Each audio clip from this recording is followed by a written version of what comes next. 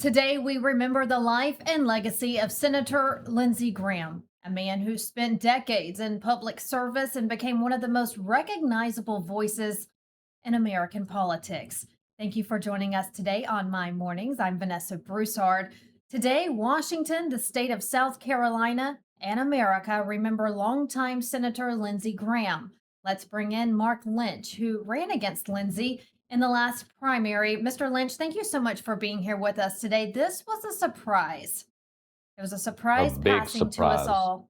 Yes, I know you and Yeah. Lindsey, you both had differences, but we can't look beyond his life of service, not only in Congress, but in the United States Air Force. Lindsey Graham lost both of his parents at a young age. He stepped in to care for his younger sister. Uh, he was always giving. He gave for his sister, he gave for our country. What can you elaborate more on that? Yeah. I mean, we have disagreements on policy and certain things like that, but we can't deny that Lindsay gave so much of his life to serving South Carolina and serving America in a way that he thought was right. And it's a huge sacrifice. I mean, just we started getting calls at 3 in the morning and text all day Sunday, and it's like, y'all give it a break. We need to have time to mourn and uh, take all this in. What just happened with a gentleman that served America all these years? Just running a campaign is a big undertaking, as we all know. This anybody that's ever done it, and then serving and sacrificing and staying in D.C. or staying in the state house if you serve in the state or at the federal level, like Lindsay did both. Um, Man, it's a lot of work and a huge undertaking, and it's a selfless act. And so my hat goes off to him with all the years of service he provided. You know, Mark, he was very outspoken, as we know. And in the beginning, he was sometimes very critical of President Trump, then became a close friend and ally of the president. The president has had media interviews, he's put out statements, he's said that he's very sad. This is a huge loss for America. Yes, yep. You know, but we're looking at all of this again, and we owe our voters and the donors and the people that worked so hard in our campaign that gave everything they had to help me get elected. And we came up with right at 29% of the vote, and nobody's ever achieved that. And so everybody's ready to get back, and they're asking after we've had time to mourn and pray for the Graham family and his sister and everybody involved, and at his passing, and help the state and the country heal through this process. I'm, the calls keep coming and the news interviews keep coming, and I'm glad to be on today, Vanessa, with y'all. Thank you for having me. And so we're officially telling the world, telling South Carolina, and telling America we're ready to run again and finish what God started in the Lynch for Senate campaign almost 2 years ago. I was called, and God made it clear to me where to run. And the people of South Carolina asked me to run, knowing me as a deacon, as a leader in our community in South Carolina, being a successful, debt free businessman. That's what people want to see in government, not career politicians. And there's a lot of people now vying to run for this seat where they just ran for something different 2 or 3 cycles ago, and they're still wanting to stay in politics. And I think South Carolinians are ready for a true conservative, somebody that's a God fearing Republican, a true patriot that'll make consistent, conservative, common sense decisions for South Carolina and America, that'll go to work for the people and represent a true Republican stance. That's what we've had that's been broken in our party. And we've got a lot of work to do. And America's at a pivotal point, and South Carolina is. And so we're following up. We're mission focused. We started this race. We've invested a lot of money and time, and our voters deserve to continue on so that we can finish strong and help get me in D.C. to serve South Carolinians there. Wow. Mark Lynch, let's pivot here for a second. That's a huge announcement there that you just put out. Thank you for letting us know that you have decided to jump back into the race with your campaign. How does that work from here? What is the next step for you? Well, we're meeting and praying and strategizing tactically what and how we're going to do it, and making sure our team's ready to go, and they are, because we just finished this race, 5 weeks ago or whatever, and then this tragic thing happened. It's like, golly. So it's a big decision, and it's we're all weighing the sacrifice that it is, and my wife and I prayed about it, and we're committed to do this because the people are calling and say, please get back in. We need you desperately in DC to represent us. And so after considering all that yesterday and meeting with several of the campaign members and praying, it's clear we're moving forward with this sacrifice like Lindsey did for 30 years. We're ready. We're ready to make the sacrifice for America and fight for America. That's our campaign theme. And we're a God owned, God first campaign. And God says in his word in Psalm 33, blessed is the nation whose God is the Lord. And we've got to get back to that because that's what this country was founded on. And as a deacon in our church, I understand that, and we bring God's principles first and the Constitution back to America, and to make good common sense biblical decisions with every decision. Mr. Lynch, I have to ask you, since you made that announcement just now, let's talk about Lindsey Graham, his stance, and what your stance would be. President Trump said he spoke to Lindsey Graham the night before his passing, and that he told the president over the phone he had enough votes to move forward with the Save America Act. What is your view on the Save America Act? I mean, that's been something that's needed to have passed hundreds of days ago. I forget how long it's been, but we've been working on that. We're talking about a Save South Carolina Act today too, because without voter integrity, election integrity, not requiring an ID of all things or proof of citizenship is crazy. We don't have that in this country. And I've said in the past during the campaign back in February and March and April, Lindsey could have used his senatorial power to nominate a committee to make a motion to vacate John Thune, who's been blocking the SAVE Act for even coming up for a vote. And America's tired of it. These are common sense things that I'll bring to the party, and we'll support President Trump in those issues, and we'll do business and get back to work again for America. And let's talk about also, there were people who were against Lindsey Graham for several reasons. One of those, Mark, was because what they say, they called him a warmonger, that he invoked wars, whether it be what's going on in Iran, whether it be what's going on with Ukraine and Russia. As you know, he had just come back from Ukraine before his passing. What is your stance on the current war that's going on? And I have to ask you that now that you've put out that you are going to be moving forward to take over his seat.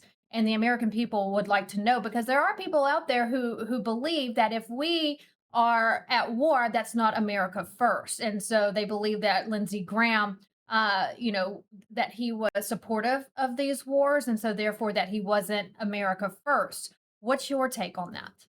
Right. It's a complicated question. And with the little bit of knowledge and information you and I have access to, not being in the White House or in the Pentagon meetings or in the room with Trump and his staff, Iran Muslims are definitely an enemy to the country. I know that some of the facts that we heard along the way a while back, several months ago from Joe Kent and Tulsi Gabbard, was that they didn't believe Iran was an imminent threat, and that we shouldn't go to war. Lindsey was talking to Netanyahu and giving information to Trump, and he always has been a warmonger. Everybody knows that. He's for war when we probably don't need to get involved. And as a businessman being bankrupt with over $39 trillion in debt, I don't think we can afford that. And we're overlooking the problems inside of our walls here at home in our country with the terrorist cells and drug cartels and like approximately 22 million illegal aliens that he was for granting amnesty to. We can't do that. We've got problems right here at home we have to deal with. And I've read the book, the Bible, and God's not going to let Israel get wiped off of the face of the map. That just isn't going to happen. And so we've got to support America first and protect our jobs and protect our homeland before we go traveling all over the world trying to save everybody else. And so people are tired of that, and the spending that's happening.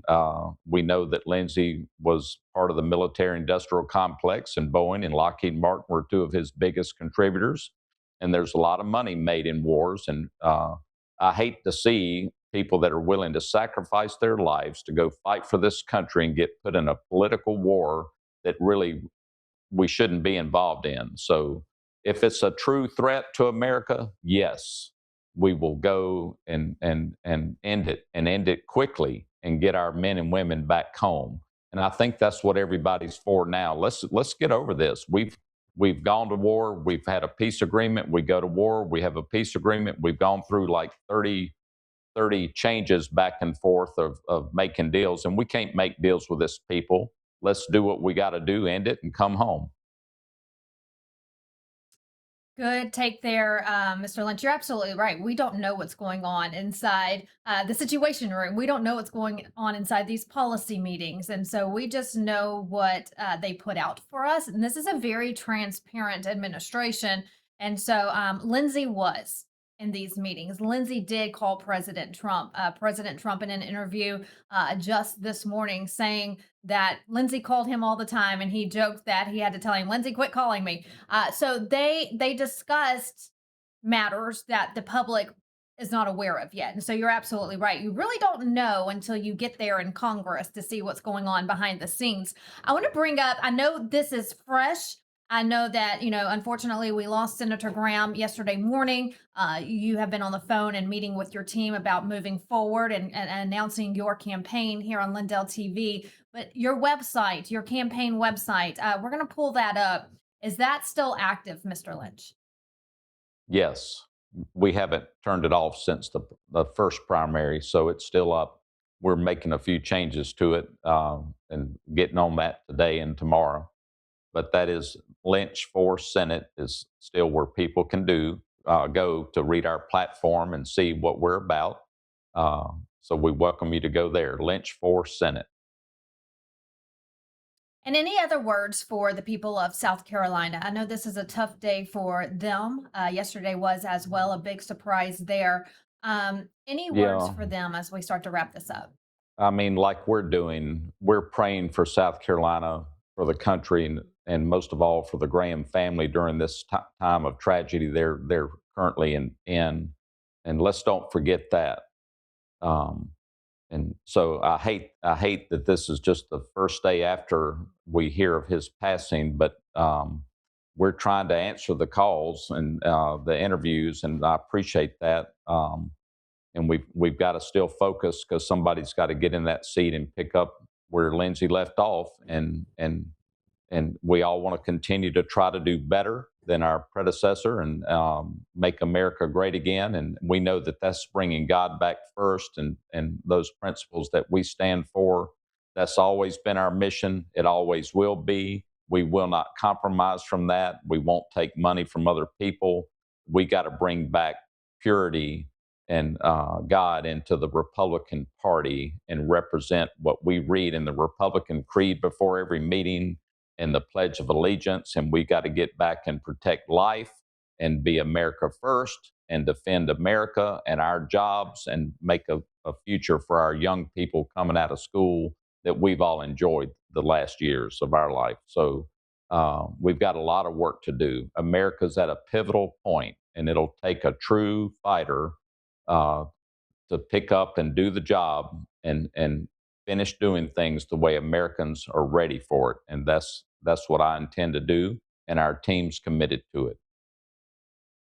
Well, you have a great team. Always wonderful to work with. Mark Lynch, thank you so much for being here with us today. I know you're going through a tough time trying to grasp everything, like we all are, with the surprise passing of Senator Lindsey Graham, but also working to move forward for what's best for your state and also the country. We're appreciative of the work that you're putting in. Again, I encourage everyone to go to your website. And Mr. Lynch, we will be in contact with you as the days progress. Thank you so much for being here with us today. Thank you, Vanessa. God bless. Let's take a look back at Senator Graham's voting record. I put together a top 10. He was strong on national defense, one of Washington's most outspoken advocates for a strong American military and robust defense spending. Senator Graham was strong on confirming conservative judges. He played a major role in the judicial confirmation battles during the Trump era, supporting the president's nominees. He was all for pro life legislation, protecting the Second Amendment, tax cuts, and economic growth. Senator Graham supported major Republican tax cut legislation, including the 2017 Tax Cuts and Jobs Act. He was huge on securing the border. He supported increased resources at the southern border for not only Border Patrol, but also immigration enforcement. He was a huge supporter of Israel, knowing that they were one of our biggest allies. He was one of Israel's most vocal supporters in the Senate. He was big on standing with Ukraine. He was also a leading supporter of Ukraine, backing military assistance and tougher sanctions against Russia. Now, many disagreed with his stance on military assistance for Ukraine. He was huge on confirming presidential nominees. He supported many Republican nominees, including cabinet officials, and also bipartisan immigration reform. While known as a conservative Republican, Lindsey Graham also crossed party lines on immigration. He pushed for immigration reform back in 2013. Senator Lindsey Graham, a pillar. We will always remember his life, his service, and his legacy. May he rest in peace.